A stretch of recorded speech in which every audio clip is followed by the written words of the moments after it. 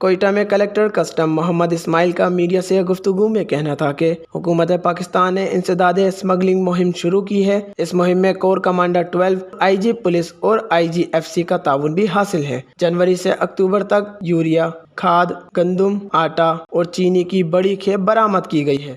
اسی عرصہ کے دوران ہم نے 8,767 میٹرک ٹن یوریا پکڑی، 11,900 میٹرک ٹن چینی پکڑی گئی اور 160 میٹرک ٹن جو ہے وہ آٹا پکڑا ہے۔ اور اس کا جو ہم نے ڈسپوزل آکشن کے تھرو کرتے ہیں، اس کو بیچ دیا ایک اوپن آکشن میں، اور اس سے گورنمنٹ آف پاکستان کو ریونیو آیا۔ اس کے علاوہ جو اور بھی بہت سارے جو ایڈیبل چیزیں ہیں وہ پکڑی ہیں، اس میں dry fruit, biscuit, cooking oil, کپڑا اور کمبل وغیرہ شامل ہے۔ اور اس دفعہ جو آج ہماری ان ہاؤس میٹنگ ہوئی ہے تو وہاں پہ یہ طے ہوا ہے کہ جی یہ چیز ہے سستا بازار میں ہمیں بجائے ٹریڈرز کو بھیجنے کے جنرل پبلک کو ڈائریکٹلی ہم بھیجیں۔ تو اس دفعہ جو ہے جو اتوار بازار، سستا اتوار بازار ہوگا، اس میں ہم کسٹمز جو ہے نا اپنا ایکسٹرا لگائے گا اور اس پہ یہ ساری آئٹمز جو ہے جس کا میں نے پہلے ذکر کیا ہے وہ وہاں پہ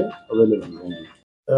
ایک تو ہم نے یہ اینٹی اسمگلنگ ڈرائیو شروع کی، اس کا جو ایک پازیٹیو امپیکٹ آنا شروع ہوا ہے وہ ہماری لیگل ٹریڈ پہ آیا ہے۔ اس سے لوگ جو ہے اسمگلنگ کی بجائے اب لیگل بزنس کی طرف شفٹ ہوئے ہیں کہ پچھلے سال 21 ارب ان 4 ماہ میں جو ہے جمع ہوا تھا، جو کہ اب ہماری اس اینٹی اسمگلنگ ڈرائیو کی وجہ سے 35.5 ارب ہو گئی، اس میں 13.5 کا اضافہ شامل ہے۔ ڈیزل کی اسمگلنگ، پیٹرول کی اسمگلنگ کم ہوئی ہے، اس کی پرائسز بھی کم ہوگی، ہمارے ریونیو میں بھی اضافہ ہوا ہے، اور ہم اس اینٹی اسمگلنگ ڈرائیو کو فردر انشاءاللہ جاری رکھیں گے۔ اور ان کا مزید کہنا تھا کہ رواں سال کسٹمز بلوچستان کی کارکردگی شاندار رہی۔ گزشتہ 4 ماہ میں 13 ارب روپے اضافی ریونیو اکٹھا کیا گیا ہے۔ پورے ملک میں کہیں بھی اسمگلنگ شدہ سامان ہو تو کسٹم کو کارروائی کا حق ہے۔